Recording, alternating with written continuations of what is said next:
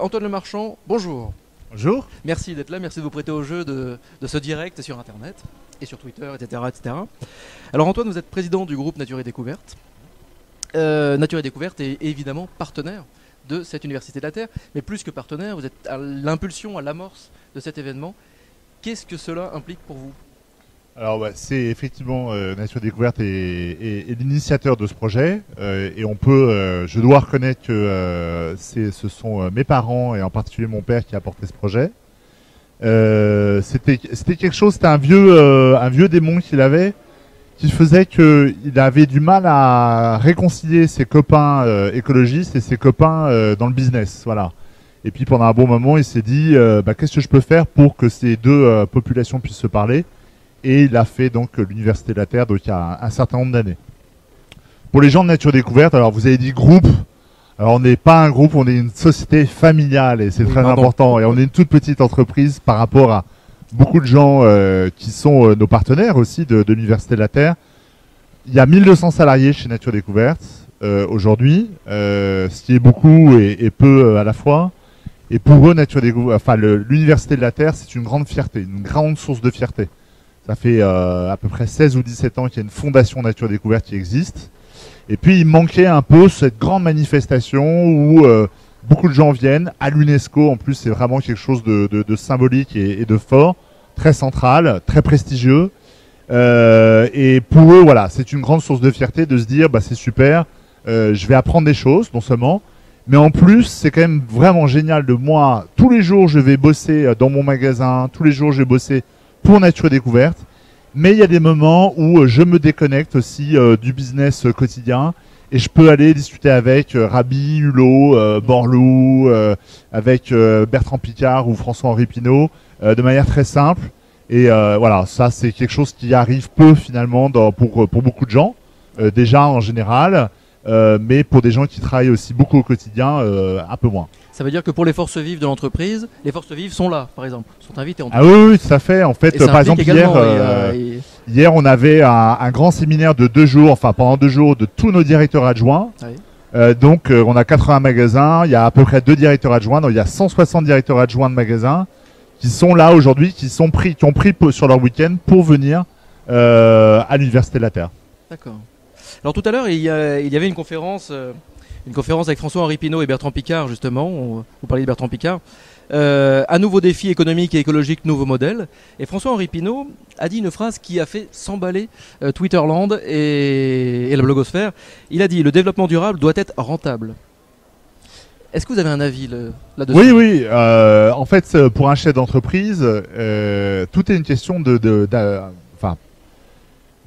il y a des ressources qui sont finies, des ressources financières qui sont finies.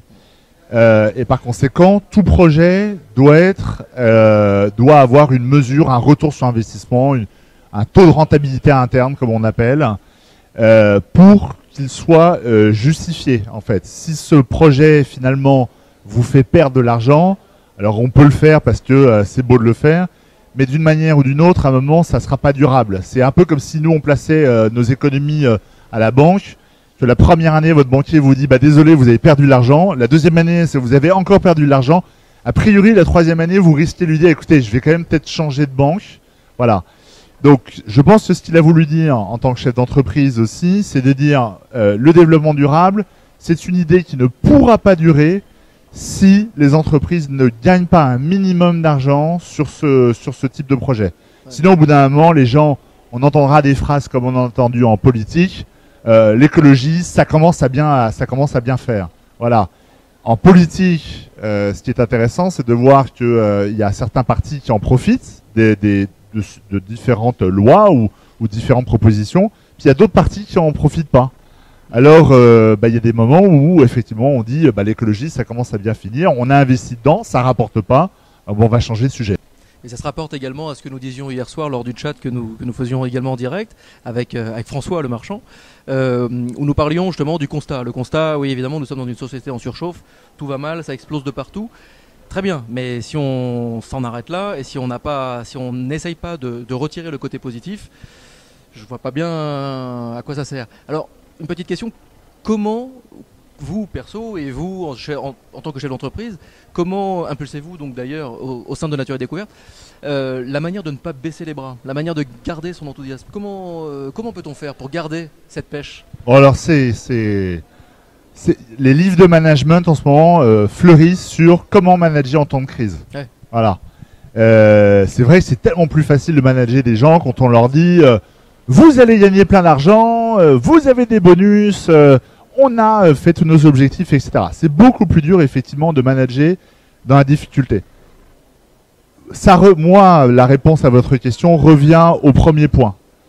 Nous, notre manière de manager, en tout cas chez Nature Découverte, c'est de faire que tous les soirs vous vous dites j'ai la conscience tranquille, j'ai bien fait mon boulot. Moi, c'est ce que je dis à mes équipes. Si vous vous dites j'ai bien fait mon boulot, déjà, c'est très bien. La deuxième chose, c'est la fierté.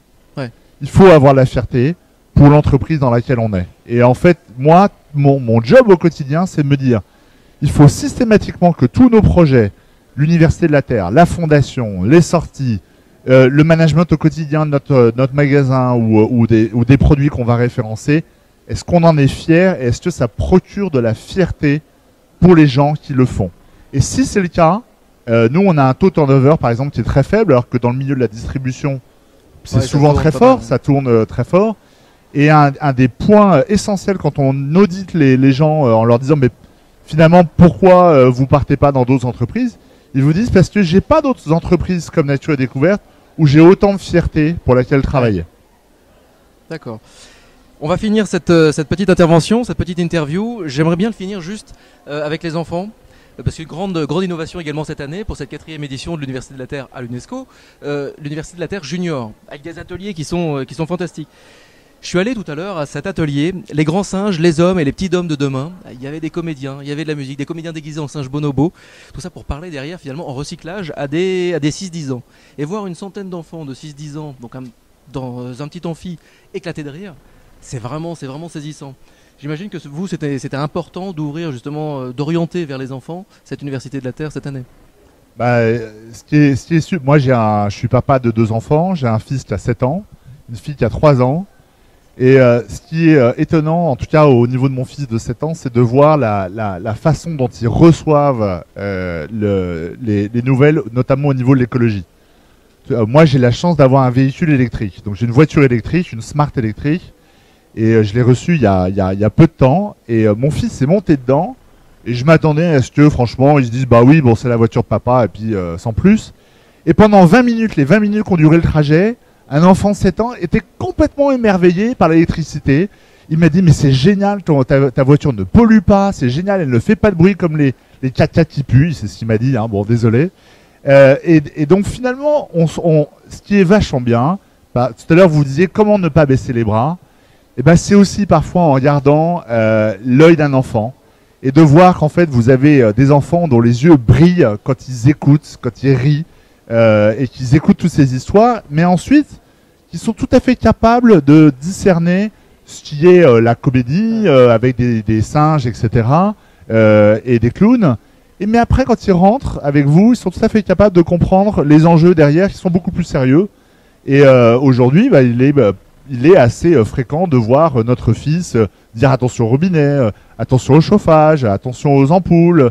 Et voilà, c'est des petits détails comme ça qui font que par l'humour on arrive les alerter justement. Voilà. Dramatiser on pourrait dramatiser, mais finalement par l'humour on a beaucoup de choses. Antoine, merci beaucoup et bravo pour cette Université de la Terre. Merci.